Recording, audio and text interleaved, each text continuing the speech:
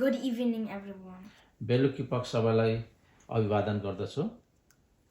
And today we will be learning about the 10 plagues. आज चाहिँ हामी 10 विपत्तिको विषयमा हेर्नेछौँ। So, as you know, when Moses was trying to free the Israelites because God told him to free his people, अब यहाँनिर चाहिँ कसरी मोसाले चाहिँ इजरायली मानिसहरूलाई चाहिँ छुटकारा गर्नको लागि आइरहेका छन्, किनभने परमेश्वरले चाहिँ इजरायलीहरूलाई छुटकारा गर्नु भनेर मोसालाई हराएको छ। Pharaoh said Pharaoh did not let the Israelites free, even when Moses made his rod and casted it into a serpent. अनि कसरी फारोले चाहिँ इजरायलीहरूलाई फेरि छुटकारा दिनु चाहिरहेको छैन र मोसाले चाहिँ कसरी आफ्नो लौरोलाई चाहिँ कसरी सर्प बनायो अनि त्यहाँदेखि रहे पनि इजरायलीहरूले चाहिँ मोसाले चाहिँ इजरायलीहरूलाई छुटकारा दिनु चाहिरहेको छैन।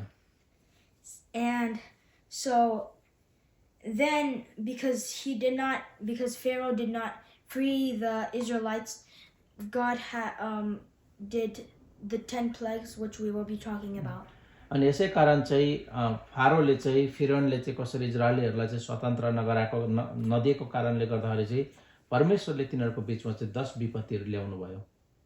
So the first plague was waters become blood. पहिलो विपत्ति चाहिँ कसरी पानी चाहिँ पुरै रगत भयो। This would not be good for the Egyptians because they would not have any water to bathe in or drink in.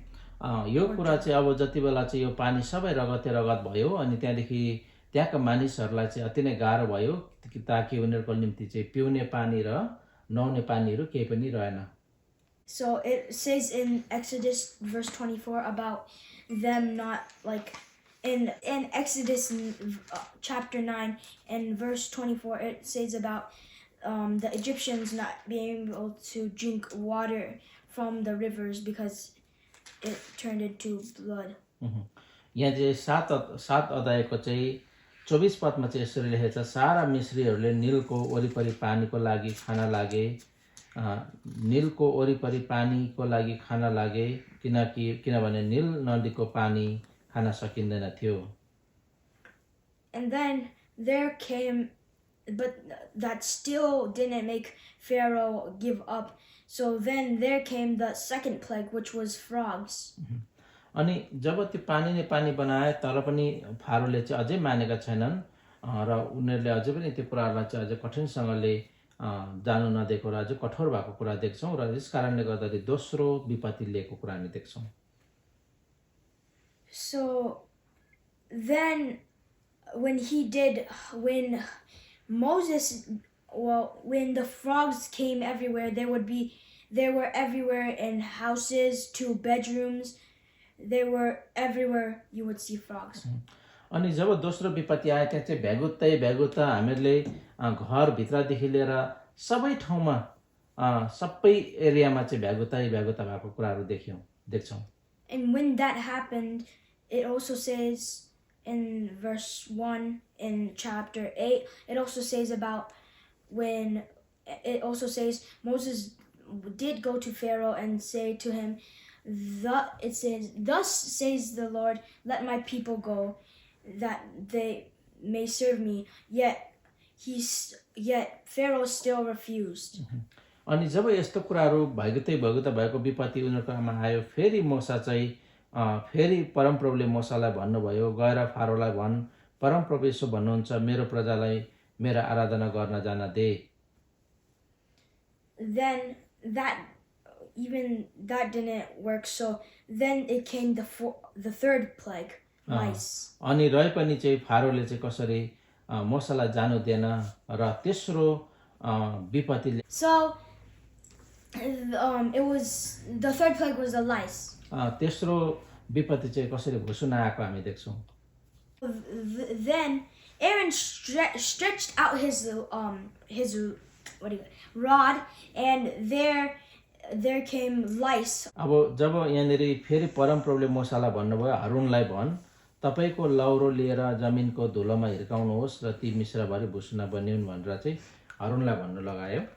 And Pharaoh did try to Pharaoh tried to he had magicians, and they tried to work with their enchantments to bring forth lice, but it did not work. फारोको पनि जादुगरहरू थियो अनि त्यति जादुगरहरू बोलाएर चाहिँ फेरि त्यो भुसुना बनाउनु लायो तर त्यति बेला चाहिँ गर्न सकेन. So thus having lice on man and beast. अनि त्यहाँदेखि त्यो धुलो चाहिँ सबै भुसुनै भुसुना भएर सबै गाई बस्तु र मानिसहरूबाट आयो.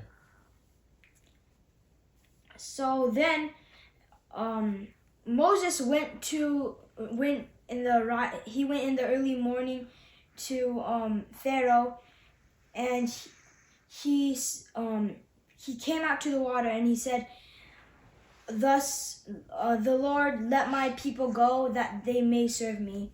त्यहाँदेखि बिहानै चाहिँ कसरी फिरौनकोमा मोसा गयो र मेरो मानिसहरूलाई जानु देऊ परमेश्वरको सेवा गर्नको लागि भनेर फेरि बिन्ती गर्यो. And he said, "And if you don't let my people go, he will send a swarm of flies." यदि मेरो मानिसहरूलाई चाहिँ अब जानु दिनु भएन भनेदेखिलाई फेरि परमेश्वरले चाहिँ झिँगाहरू पठाउनुहुन्छ. And Pharaoh did not free his people still, even after having four plagues already. And so then, thus having the flies be released. फारोले रहे पनि चारवटा हैन तीनटा हैन तीनवटा विपत्ति ल्याइसक्दा पनि अझै फिरौनले चाहिँ कसरी इजरायलीहरूलाई चाहिँ जान दिइरहेको छैन. So then after that it's Moses went back to Pharaoh and told him again, "Thus says the Lord God of my Hebrews, let my people go." मोसाले फिरौनलाई गएर भन्यो हिब्रू मानिसहरूलाई यहाँबाट जानु देऊ भनेर स्वतन्त्र गर भनेर चाहिँ भन्दैछ. But Pharaoh did not listen and still did not free the Israelites. तर फिरौनले चाहिँ कसरी यहाँनिर सुन्दै सुनेन र इजरायलीहरूलाई चाहिँ त्यहाँबाट जान स्वतन्त्र गर्न मानेन. And then after that, the fifth plague was the livestock diseased. अनि जब यो झिँगाको विपत्ति आइसके पछाडि पाँचौं विपत्ति चाहिँ कसरी गाई गोरुहरूमा गाई बस्तुहरूमा आएको थियो. So that made all the animals, the horses, the donkeys, and the camels, and all those like the oxen, they were all diseased and they would die. यहाँनिर चाहिँ पाँचौं विपत्तिमा चाहिँ के भएको थियो भने त्यहाँको मिश्रीहरूको गाई बस्तु घोडा गधा ऊँट गाई बस्तुहरू भेडा बाख्रा सबैमा परमेश्वरको हात परेर त्यो सबै त्यो चाहिँ भयानक रोडी आउने छ अनि त्यो सबै मर्ने छ भनेर भनेछ. So that means they would have no water to drink, or they wouldn't have any meat. अनि यसको मतलब चाहिँ अब तिनीहरूसँग पानी पनि तिनीहरूको निम्ति पिउने थिएन भनेदेखिलाई अब फेरि कसरी यहाँनिर फेरि तिनीहरूको सबै गाई गोरु पनि मरेको हामी देख्छौँ. And then the sixth plague was boils. अनि छैटौं विपत्ति चाहिँ कसरी छालामा चाहिँ एउटा एक प्रकारको खटिरा जस्तो उनीहरूलाई आयो. So then God sent out the sixth plague, which was boils. The Egyptians had blisters and rashes. यहाँनिर चाहिँ हामीले छैटौं विपत्तिमा चाहिँ कसरी मिश्रीहरूलाई चाहिँ खटिराहरू आएको कुराहरू हामीले देख्छौँ. So after that, it also says in the chapter 9 verse 11 for Exodus, it also says the magicians could not stand before Moses because of the boils. Chapter 11 को 9 मा परम प्रभुले मोसालाई भन्नुभएको थियो मिस्रमा मेरो आश्चर्य कामहरू अझ बढ्दै जाउन् भनेर फारोले तेरो कुरा सुन्ने छैन. And then after that, in the early morning again, Moses went back to Pharaoh and asked him again, And thus says the Lord God of my Hebrews, let my people go that they may serve me. अनि फेरि अर्को दिन बिहानै मोसा चाहिँ कसरी फिरौनकामा गयो अनि उसलाई मेरो मानिसहरूलाई हिब्रू मानिसहरू इजरायलीहरूलाई चाहिँ यहाँबाट जान देऊ र परमेश्वरको सेवा गर्न देऊ भनेर बिन्ती गरे। And Pharaoh refused still, even after those 6 plagues. So फारोले चाहिँ अझै पनि अस्वीकार गरिरहेको छ, त्यो कुराहरू मानिरहेको छैन, किनभने उसले 6औं विपत्ति पनि भोगिसकेका छन्। heavy. So then that was very heavy hail to rain down in Egypt. अब यहाँ चाहिँ फेरि के भयो त भन्दाखेरि अब उनीहरूको बिचमा चाहिँ एकदमै ठुलो असिना अब उनीहरूको बिचमा आउनेछ, अब उनीहरूले नमानेकोले गर्दाखेरि। So it was raining hail all over the land of Egypt. अनि यो चाहिँ पानीसँग परेको ठुलो ठुलो पसिनाहरू मिश्रैभरि पर्यो। So also the meat has gone away, but now the crops have also gone away because of the hail striking the crops. उनीहरूको गाईबस्तुहरू पनि कसरी अब कसरी मरिसकेको छ भनेदेखिलाई अब तिनीहरूको पानी पनि अघि नै प्रदूषित भइसकेको छ। अब उनीहरूको भएको सम्पूर्ण जति पनि खेतबारीमा भएको बारीमा भएको अन्नहरू पनि असिनाले सबै छरपष्टै पारेर नष्ट गरिदिएका छन्। Now came the 8th plague, which was locusts. अब त्यहाँदेखि 8औं विपत्ति फेरि उनीहरूलाई पठाउनेवाला छन्। अब So they already had frogs that went to their houses, but then came locusts. तिनीहरूको घरमा पहिला नै कसरी चाहिँ भ्यागुताहरू पसिसकेको छ भनेदेखिलाई अब चाहिँ कसरी यहाँ सलह आउने कुराहरू छ। The locusts also ate all their crops too. अनि जति पनि असिनाले हिर्काएर रहेको जति पनि अन्न बालीहरू छ त्यो सबै चाहिँ अब सलहले आएर खाइदिन्छ।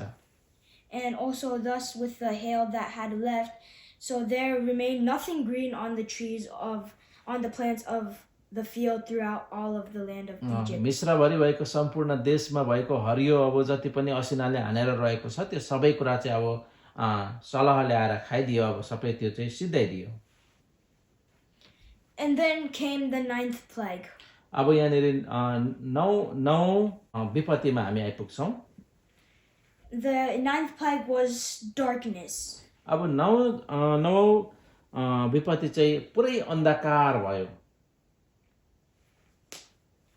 And it also says in verse 23, they did not see one another, nor did anyone rise from his place for 3 days. हामी 10 अध्यायको 23 पदमा हामी हेर्छौँ, यहाँ के लेखेको छ भनेदेखिलाई चाहिँ हात त्यसरी बस्दैन। 3 दिनसम्म न त कसैले कसैलाई देख्न सक्यो, न त कोही आफ्नो ठाउँबाट उठ्न सक्यो, तर सारा इजरायलीहरू बसेको ठाउँमा भने उज्यालै रह्यो भनेर यहाँ लेखिएको छ। And then it says but all the children of Israel had light in their dwellings. अनि जहाँ चाहिँ इजरायलीहरू बसेको छ त्यहाँ चाहिँ उज्यालो भयो, तर मिश्रीहरू बसेको ठाउँमा चाहिँ 3 दिनसम्म यस्तो अँधेरो भयो केही गर्नु सकेन।